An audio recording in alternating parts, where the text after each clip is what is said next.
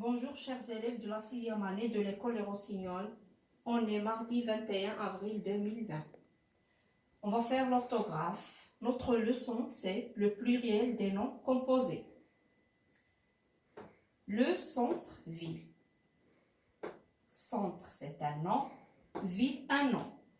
Alors, son pluriel, les centres, ville. Centre va prendre S et ville aussi S. Mon coffre, fort.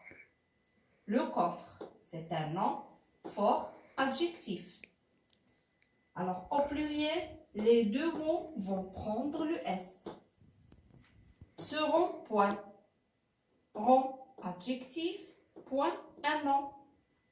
Les deux mots vont prendre S, ça veut dire la marque du pluriel. Un sourd muet, adjectif, adjectif. Alors, les deux mots vont prendre S. Alors, quand les noms composés sont formés d'un nom plus un nom, ou bien un nom plus adjectif, ou bien adjectif plus un nom, les deux mots prennent S.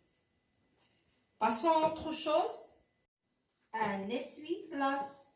Ce nom composé est formé de deux mots. Essuie, c'est un verbe. Glace, c'est un nom. Au pluriel, qu'est-ce qu'on obtient? Des essuie-glaces. Qu'est-ce qu'on remarque? Le verbe ne prend pas le S, mais le nom, il prend le S. Un laissez-passer. Ce nom composé est formé d'un verbe plus un verbe. Au pluriel, des laissez-passer, les verbes ne prennent jamais le S.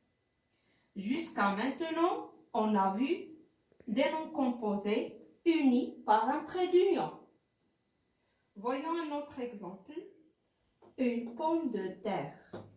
Ce nom composé est formé d'un nom plus une préposition plus un autre nom. Au pluriel, des pommes de terre.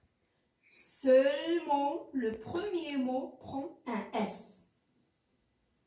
Un arc-en-ciel, la même chose. Ici, le nom composé est formé d'un nom, d'une préposition EN et d'un autre nom. Au pluriel, la même chose.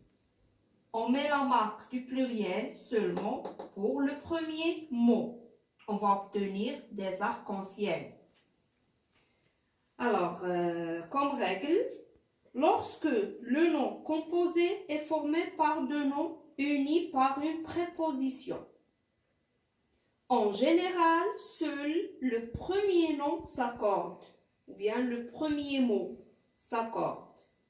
Faites attention quand il s'agit de ce cas, le timbre-poste. Alors, ce nom composé se forme d'un nom plus un nom. Les deux noms sont unis par un trait d'union. Mais attention, au pluriel, on va dire les timbres-postes. Seul le premier mot prend un S. Poste, non. Alors, dans ce cas, c'est comme si on dit le timbre de la poste. Alors ici, on parle de beaucoup du timbre, mais une seule poste.